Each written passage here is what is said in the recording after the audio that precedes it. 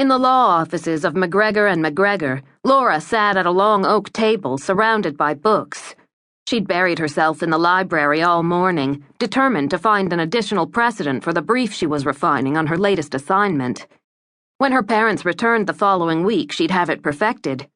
Her mother was trying the case of Massachusetts v. Holloway, and Laura was doing research on it for her, but she'd developed an emotional attachment to this particular case. If she handled the paperwork, the legwork, the hours of research, she might earn a seat beside her mother in the courtroom, and maybe, just maybe, she'd be allowed to question a witness. She wanted the intensity of the courtroom, the drama of judge and jury. She understood the value of research, the necessity of planning every move and every eventuality of a trial case. She'd read and study until her eyes crossed, but by God, she was going to earn her stripes, and eventually her own caseload. Amanda Holloway had killed her husband.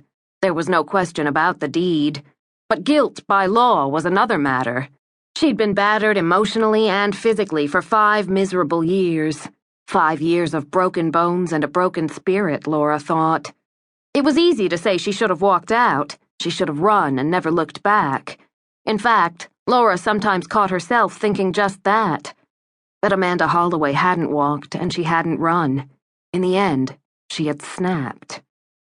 One night during the heat of high summer, after another beating, another rape, she had taken her husband's service revolver and emptied the clip into him while he slept.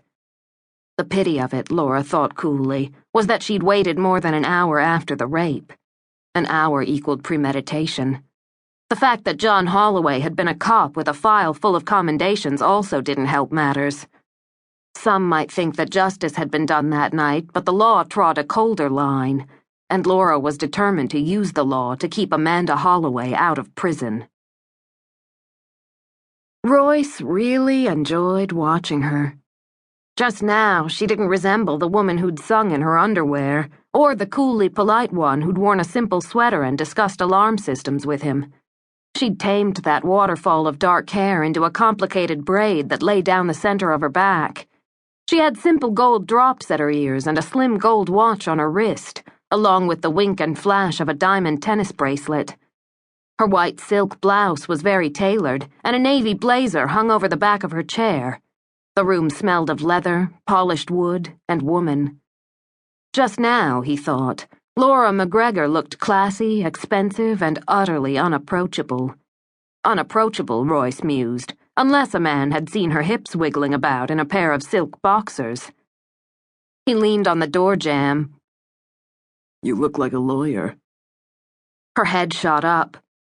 He admired the speed with which she recovered. Surprise was no more than a flash in those dark chocolate eyes before they cooled.